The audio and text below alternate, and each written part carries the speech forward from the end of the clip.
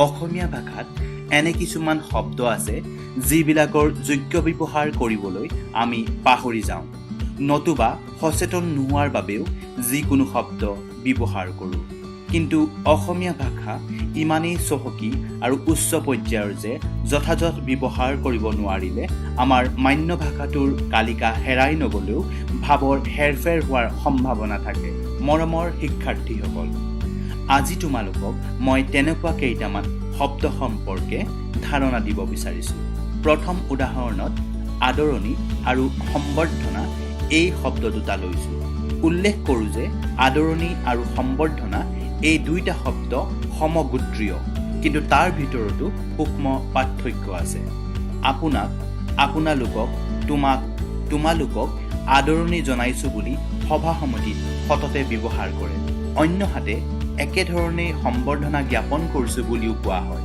প্ৰকৃতপক্ষে আদৰণি বোলোতে মৌখিক কথা বা লিখিত ভাষণ থাকিব লাগে।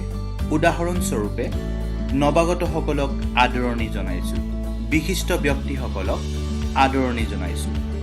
ইয়াৰ বিপৰীতে সম্বৰ্ধনা বুলিলে কেৱল মুখৰ কথাই নহয়, লগত উপহাৰ থাকিব লাগে।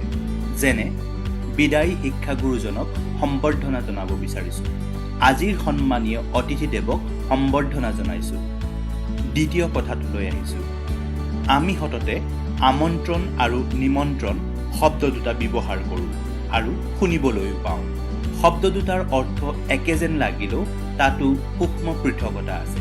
য'ত অভ্যৰ্থনাই মুখ্য ভূমিকা পায় সেই ক্ষেত্ৰত নিমন্ত্ৰণ শব্দ ব্যৱহাৰ হ'ব লাগে। বিয়া, সকাম, পাৰ্টি, প্ৰীতিভোজ আদিলৈ নিমন্ত্ৰণ কৰিব লাগে। অন্যহাতে য'ত অভ্যৰ্থনাৰ মুখ্য ভূমিকা নাথাকে সেই ক্ষেত্ৰত আমন্ত্ৰণ শব্দ ব্যৱহাৰ হ'ব লাগে। সভা সমিতি, আলোচনা, অভিৱৰ্তন আদিলৈ আমন্ত্ৰণ কৰিব লাগে। সভা সমিতি, আলোচনা, অভিৱৰ্তন আদিত সামান্য চাহ মিঠাইৰ যোগাৰ থাকিলেও অভ্যৰ্থনাই মুখ্য ভূমিকা নাপায়, গতিকে এয়া আমন্ত্ৰণ। জ্ঞান আৰু প্ৰজ্ঞা এই শব্দ দুটাও অসমীয়া ভাষাত সততে ব্যৱহাৰ হোৱা শব্দ। যিকোনো বিষয়ৰ ধাৰণা আহৰণ কৰাক জ্ঞান বোলে। অন্যহাতে প্ৰজ্ঞা তাতোকৈ উচ্চ।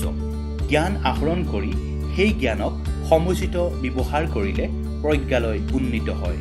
উদাহৰণস্বৰূপে তেখেত এজন জ্ঞানী ব্যক্তি, কিন্তু জ্ঞানীজনতকৈ উচ্চ পৰ্যায়ৰ ব্যক্তিক প্ৰাজ্ঞ পুৰুষ বুলি অভিহিত কৰা হয়।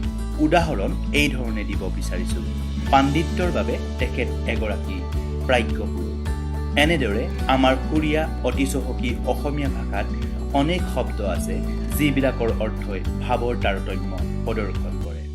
ধন্যবাদ।